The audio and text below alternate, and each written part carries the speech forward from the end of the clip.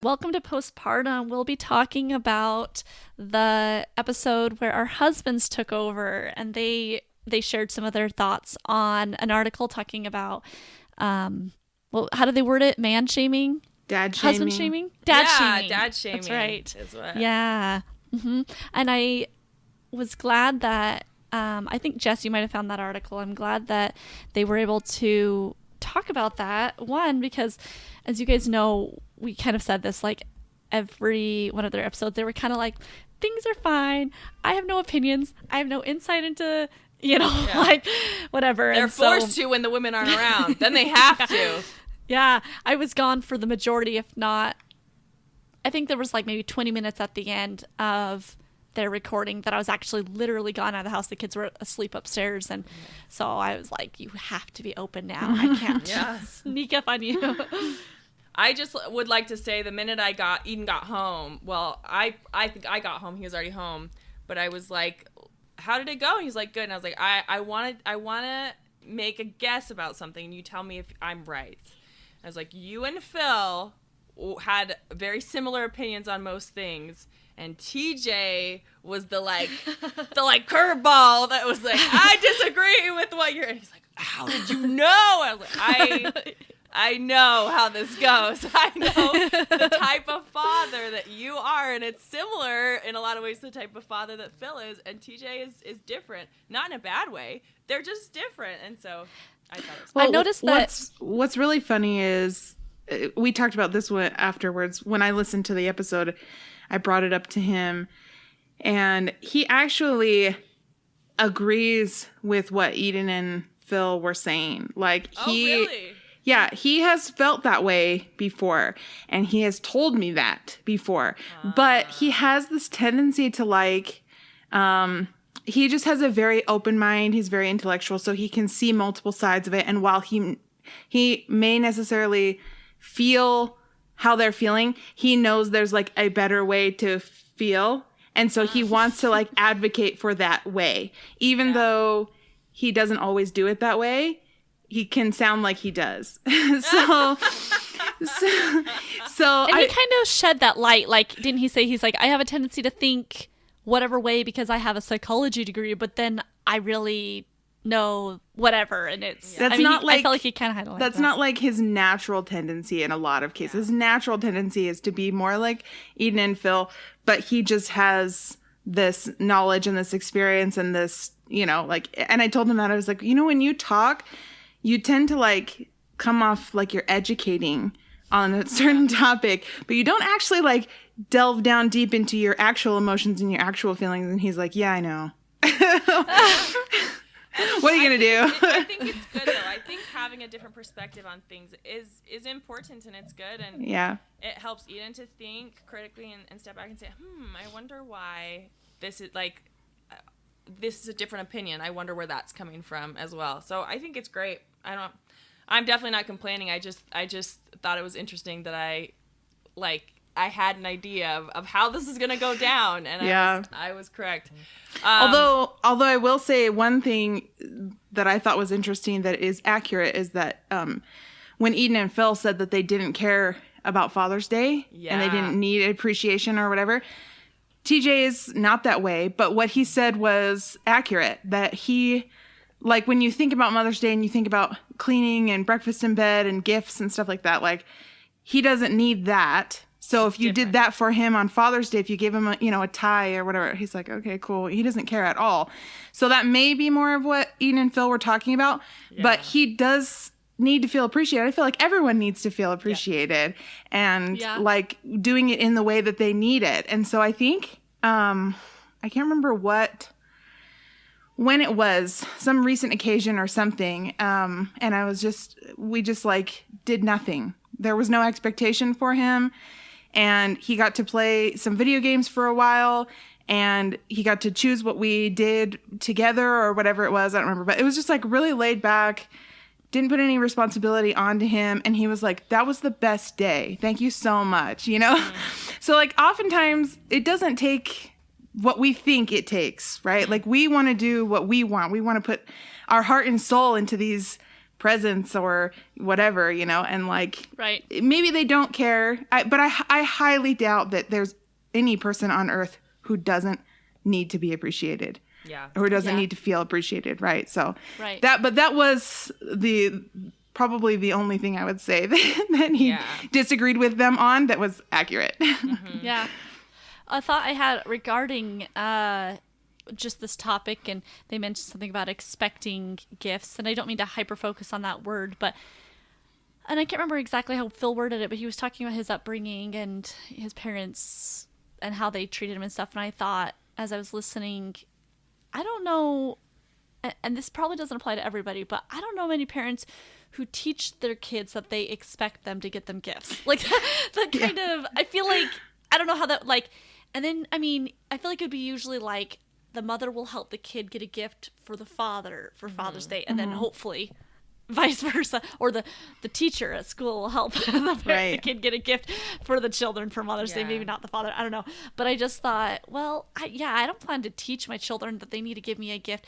I feel like I had to teach my husband that he needs to get me gifts for my birthday and for Christmas, because he was so, I guess, out of practice with getting gifts. Not even like he was ever in practice. He just didn't have that as a norm. And so, I don't know. I just had that thought that I don't know many people who like would them tell their children they need to get them a gift. They would just be like, oh, that's so nice. Me, I am that way. Do you? Well, I grew up in a home where we did celebrations. Like we did them, you know, whatever it was. We had large family gatherings for holidays. We did birthdays and stuff like that. And TJ grew up in a home where they did celebrate those things, but on a very minimal level. Yeah. Like major holidays would just be close family, maybe slightly extended family, like maybe cousins, first cousins, but very small gatherings, the same food every time.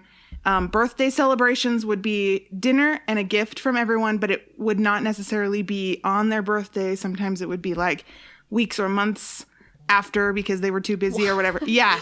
To me, when I married into the family, I'm like, you have got to be kidding me, because birthdays to me are like a week-long celebration. Like, you get to be, I mean, we don't like do stuff, but you just get a special, you know, like, what do you want for dinner and what do you want to do? Like, and we spread it out. It's not necessarily just the one day, but anyway, so I came from a family where I give gifts, I do Easter baskets and all that stuff. And so it was a major class from when we first got married, but now we've kind of come to more of a middle ground, I guess.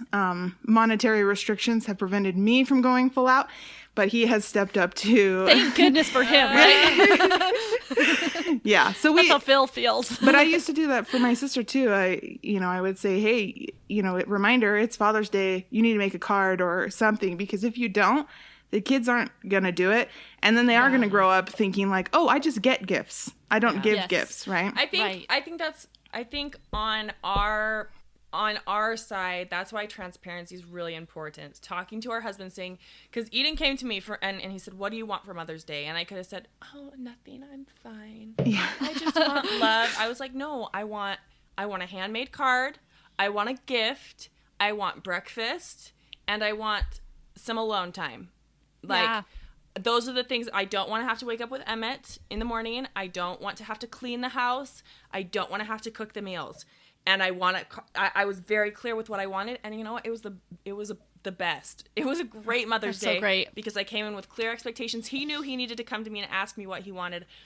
And vice versa. It is our job. And then it is the opposite spouse's, in my opinion, the opposite spouse's job to make sure that the children are contributing. If it's Mother's Day, the dad needs to get in and say, okay, kids, we're going to go shopping. We're going to get mom a gift. If it's Father's Day, the mom gets in and we say, okay, what are we going to do for dad? And then you stay, you come up with a plan, and then you stick to that plan, right? Like, there are strategies kids are not going to remember on their own. I still struggle. I'm not going to expect my little 4-year-old to be like, ooh, Mother's Day is this month. Like, my sister is 18 and she barely knows when my birthday is. I think she knows my birth month, but no one else. She knows nothing. Oh, no. That's how it goes. So it's our job as spouses, unfortunately, to make sure that the kids are getting something done. I think it can be really fun for them to participate. But they're not going to remember to do it on their own. I loved doing things when I was younger. I absolutely loved it. And I thought about what I was saying earlier. Like, I don't think that my mom ever taught me that she needs a gift as much as that she showed it. Like, what you're talking about, Cody, like you put it very appropriately. Like, for other people's birthdays, she went out and did exactly that, and asked what they wanted and stuff like that. We didn't grow up with a dad, and that wasn't really relevant. I mean, he existed, and we had like some loose association, and so I think she even probably supported that, either that or like she encouraged us to either get him a gift, or we knew that was a thing. Like, for every holiday that my mom got gifts for us, I mean, except Mother's Day and Father's Day, we would get gifts for those appropriate things. And so she would do that, like go shopping with us. And it was very ingrained. And I'm sure there's a bit of learned love language with that. I know that was mentioned in the episode, because my mom, I believe, at least that's how she shows a lot of love, is through gifts. And I eat it up. I'm great with that.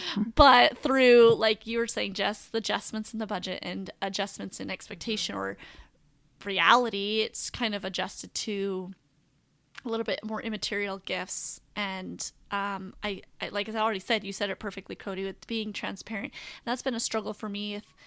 Before I would just say, like, here's my list, and then I would hope that he would get the ones that I really wanted, like the carriage ride around Temple Square, and it'd be so romantic, and he'd happen to have this and that, and it'd just be like serendipity or whatever. And he didn't usually. And my friend told me once, you have to just say what you want. And I said, that's not fun. That's like non-spontaneous sex. Well, you have to, like, it comes down to pride. It comes down to you want them to be able to anticipate your needs and be able to make it really special, and because you think that's them showing love, when in reality they're trying.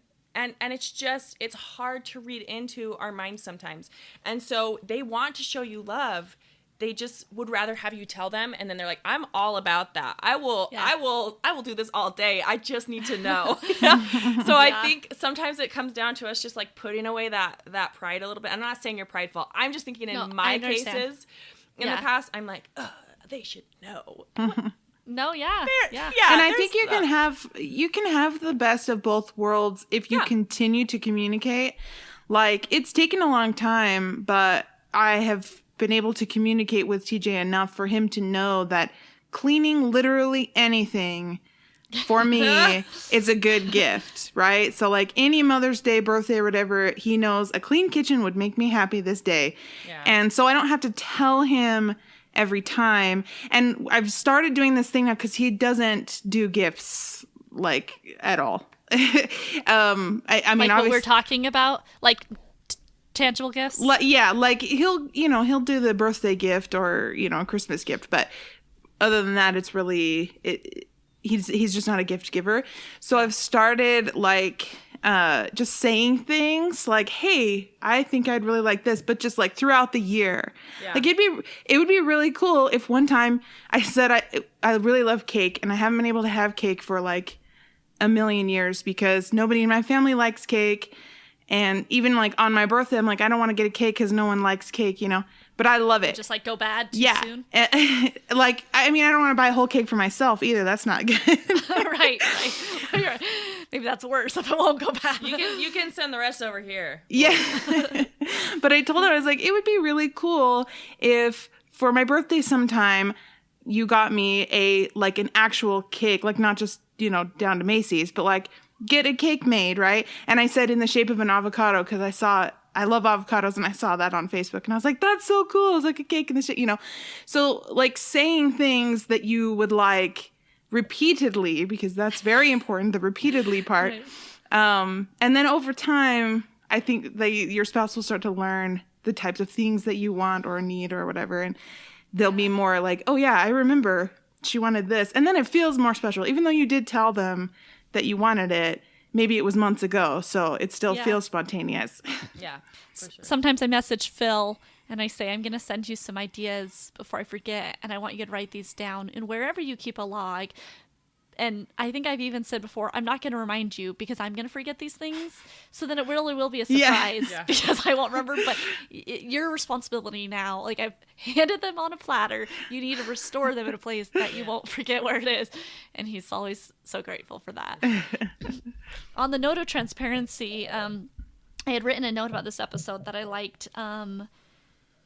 I don't remember how it was presented in the episode, but I had written down good communication about a plan is important because somebody had mentioned, one of the guys had mentioned feeling, maybe it was TJ, feeling annoyed if he feels like challenged, if he hasn't voiced. I think it was in the example of like, you come in at 10 minutes, Jess, when he was thinking, I had it under control at 15 minutes.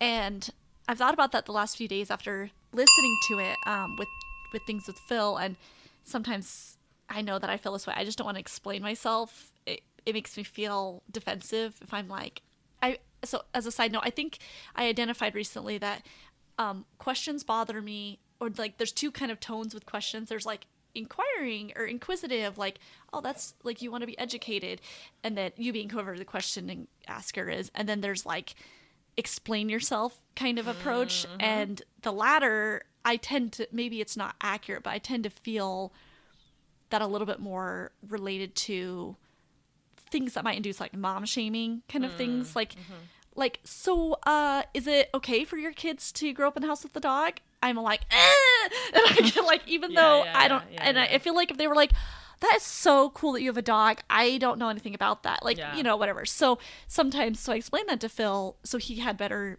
just an idea that sometimes I mistranslate things. And I think he's sort of using the same approach where he'll say something like, I know what I'm doing. Mm-hmm. And that kind of gives me like a signal that don't push him and it's okay.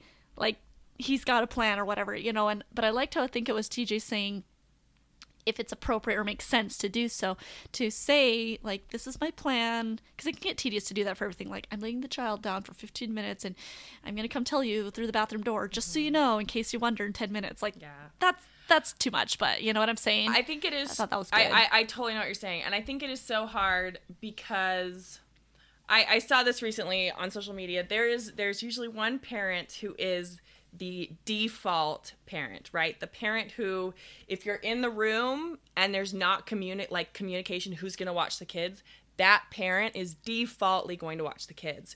And so with being stay-at-home moms, we get that default. Yeah. My husband would never think, if he's going to go outside, be like, hey, you got Emma right now? I'd be like, what do I have Emma right now? But that's how I am, right? If I leave the room, I say, hey, I'm gonna go take the trash out. Are you okay to watch him? And so I think at times that in a sense, power can become it's really easy to overstep our boundaries with them and have it become kind of a toxic way of communication instead of being helpful. And I also thought that was interesting with the compliments that they were talking about, the compliments that are like basic, like, hey, you did a really good job you did a good job at getting him ready for dinner. And he's like, that's not a hard thing. Like, don't. And I'll do, like, it's belittling. Yeah, exactly. I'll be like, wow, thank you so much for changing his diaper. That was really cool, like, sweet of you. And he's like, oh. Yeah. Even though I bet you genuinely meant it. Like, I did. Putting like, him down. It was a big deal for me, and I really appreciated it. But for him, it seems like it feels ingenuine. Like, that's just basics. Why do you need to think that? Yeah. Like, well, I can do this. This is normal stuff. I think there's a big difference in the tone of voice that you use as well. Like, the tone of voice that indicates surprise is probably more demeaning than an actual gratitude, because I will thank TJ for, like, if TJ gets up before I do to get Jamie out of the crib and get his diaper changed, that's a huge help to me. And so I will say, thank you so much for getting up with him this morning. Yeah, you're absolutely right. And like, we do the same thing with meals. Like, I 90% of the time am the one cooking dinner, but he will always thank me for cooking dinner. It's like, that's my job. I cook dinner, but he always thanks me for it. And it's not demeaning in that way because he's very grateful for it. So I think, and when he cooks dinner, I'm not going to be like, wow, you cooked dinner. Thank you so much. Like boiled noodles? Right. Wow, like, you actually did this? But again, like I think we do need to show appreciation to each other. Like even though we are changing diapers every single day, all day, it's nice to have your spouse say, thanks so much for changing all of, his diapers. And maybe it's what you're thanking them for. If you're saying, thank you for helping me out with that, that's different than saying, wow, good job changing the diaper. Thanks for taking care of him, right? Yeah. Like I did a good job changing the diaper. Okay. Yeah. Yeah. Cool. Yeah. And I also thought, oh man, what was I going to say? I was going to give you guys an example of me catching myself. So this weekend, just yesterday, we were sitting around and it had been a long day, and we had been doing various things, and so we'd been on our devices a lot, for whatever reason. And I was cooking dinner, and a friend of ours was in our living room, and Eden was in the living room, and they were just sitting on their phones. And I said to Eden, hey, honey, I feel like you've been on your phone a lot today. Could you read Emmett a book? And to him, I didn't think anything of it. I thought, hey, I see that you're on your device right now. There may be something better because we haven't done a lot of interactive play with Emmett today. Maybe this could be a good option. But to him, it was like, you are failing and you need to do a better job.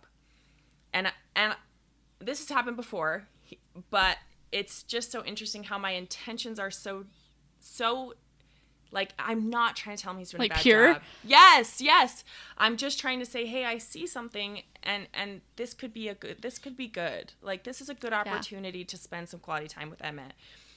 And it's tricky. It's tricky to communicate that. Like, I need to step back and say, okay, I need to communicate really what's in my heart instead of saying, hey, I feel like you've been on your phone a lot. Can you read our kid a book instead of being on your phone? It's a lot about how you say it that's going to communicate something very different. So I just thought that was an interesting example of what they're talking about dad shaming. And I totally did. Yeah. The way I said that was shaming him. So, but I think it's just so, I think it's so hard, and maybe it shouldn't be that hard, but because I've been there so many times as well, like I come at it from a different intention, and anyone could say like, well, listen to what I'm trying to say, not what I'm saying, but then there's arguments on every side. People could all the day long give examples of why that doesn't go, and we fought plenty about that, like, that's not what I was saying, or that's not what I meant, or give me a break, and then whatever. But I thought it was really interesting how they kind of covered what they understand mom shaming to be, and they said how it's often other moms that cause that, and then they said they led to how like it comes from your partner, and I was like, yikes. yeah I don't like this episode anymore. But I like what TJ said about a lot of it, and I think this is true for mom shaming and for any judgment, that a lot of it comes from our perception of it as well. Because, I'm not going to say yes or no because I obviously wasn't there, but it's likely Eden was on his phone a lot that day, and he should have interacted with Emmett instead. And so, like, it's truth what you're speaking, and I think that that's partly what TJ and I have issues with is I try to be careful with what I'm saying because I am speaking the truth, but he also knows that it's the truth.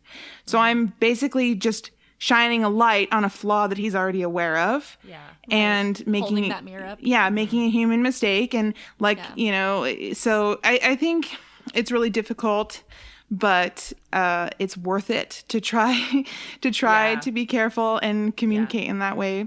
Yeah. I just did that same thing with him tonight because he was feeding Jamie for me and he was on his phone while feeding Jamie. And I wanted to say, interact with him, watch him, make sure he doesn't choke. Like, but those are not like, he's obviously paying attention because he doesn't want him to choke either.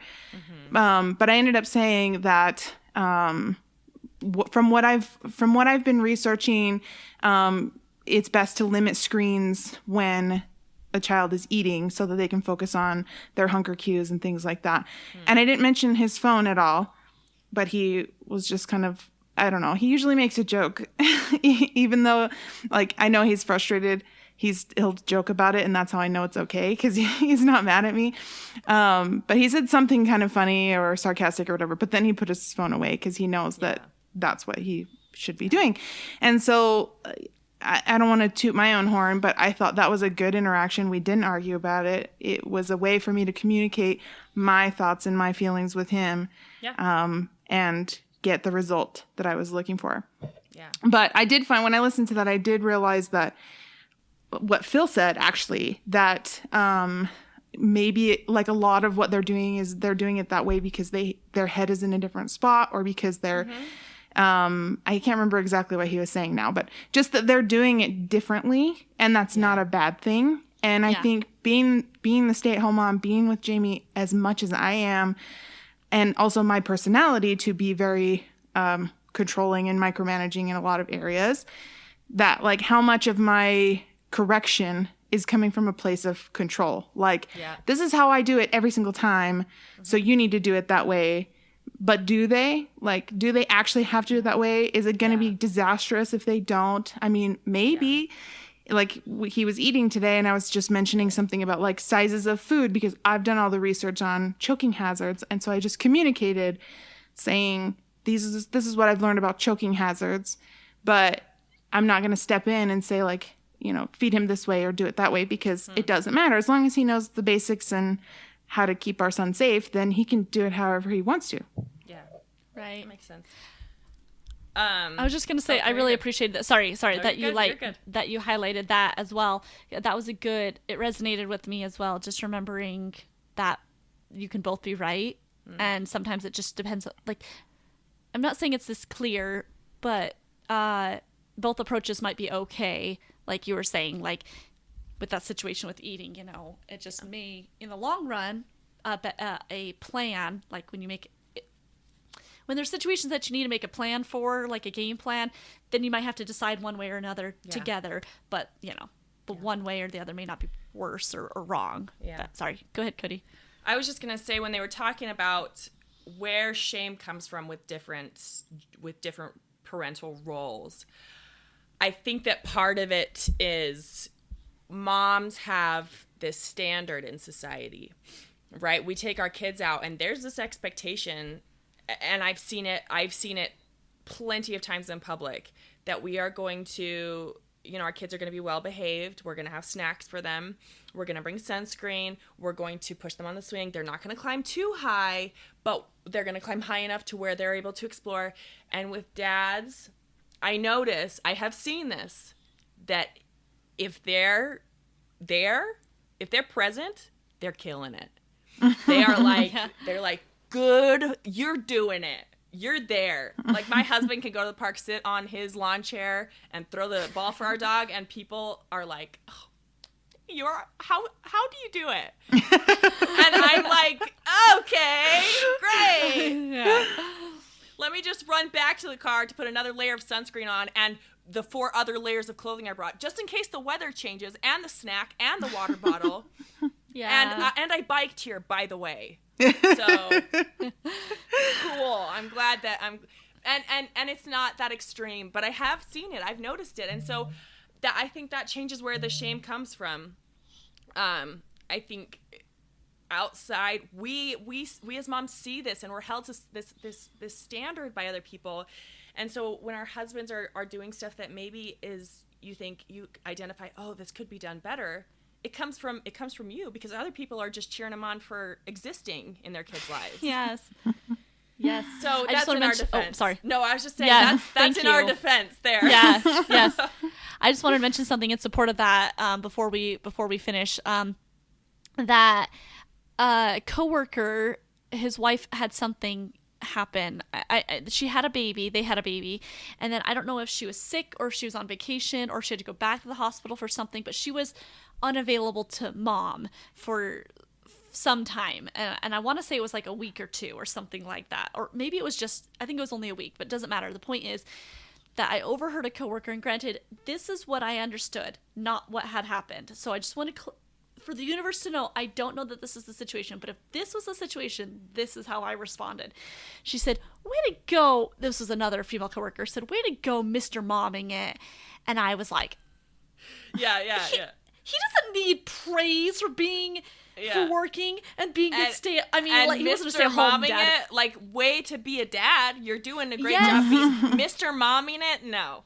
Yeah. And I was like, I would not be about that either. Like, we all people need to be appreciated, right? Like TJ had mentioned, like, valid. I think it's awesome when any parent shows up for their child. Great. But to be like, you deserve a trophy for this, I'm like, okay, there's plenty of single dads that would probably be like, and then also every other mother, like, I just feels like, well, and that the expectation is now, like, lost on, it's no longer fatherhood if you're staying at home. You are now taking on the role of a mother. Oh, for sure. Because that's the expectation of mothers. You're just as a father, you're just supposed to be there. If you're there, you're good, right? You can do whatever you want. Exactly. You go to work and you come home and you just exist or whatever. Yep. Yeah. So I was definitely, I mean, it didn't really help that I didn't really like this coworker anyway, but I was just like, so I do appreciate that our husbands met and talked about this, especially because, like you said, in their individual ones, I feel like they were kind of, I don't want to say defensive, but maybe not as inclined to talk about some of their deeper feelings, and I appreciated them being so much more candid, even though we were kind of like, and they handled it so well. They handled it so well. I don't feel like at any point they were like, our wives suck, right.